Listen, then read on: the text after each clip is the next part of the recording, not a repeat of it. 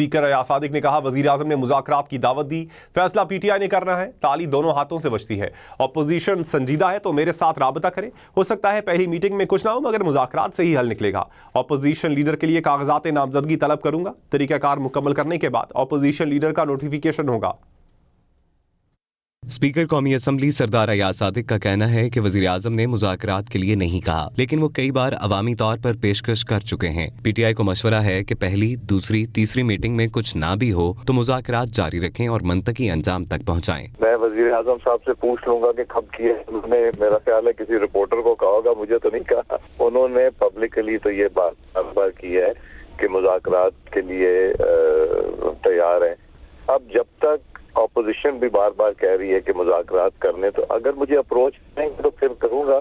उन्होंने कहा कि अपोजिशन बार बार मुज़ाकरात का मुतालबा कर रही है, जब तक कोई राब्ता नहीं करेगा मुज़ाकरात कैसे कर सकता हूँ। अपोजिशन संजीदा है तो मुज़ाकरात के लिए राब्ता करे, राब्ता किया जाए तो हिज़्ब इख्तिलाफ से मुज़ाकराती टीम के नाम मांगूंगा। मीडिया में इन्होंने कहा था कि जी हम करना चाहते हैं, तो मैंने बट अब सीरियसनेस अगर है तो फिर दे शुड अप्रोच मी ताकि मैं फैसिलिटेट करूं। वजीर आजम साहब का तो स्टैंडिंग इंस्ट्रक्शंस हैं कि जी मैं करना चाहता हूं। जब ये करेंगे तो मैं उनको बताऊंगा कि जी अब वो करना चाह रहे हैं, तो मुझे आप अपनी टीम दीजिए कि कौन बात करेगा। अपोजिशन लीडर का इशू बनाया गया। अपोजिशन को 4 खत लिख चुका हूँ। कौमी असम्बली के आइंदा सेशन में कायदे हिज़्ब इख्तिलाफ के लिए कागजात नामजदगी तलब करूंगा। ये नहीं हो सकता कि एक शख्स कागजात जमा कराए तो उसका नोटिफिकेशन जारी कर दिया जाए। तरीकाकार पर अमल करना है। तरीकाकार मुकम्मल करने के बाद जो भी अपोजिशन लीडर बने, किसी का डर नहीं है।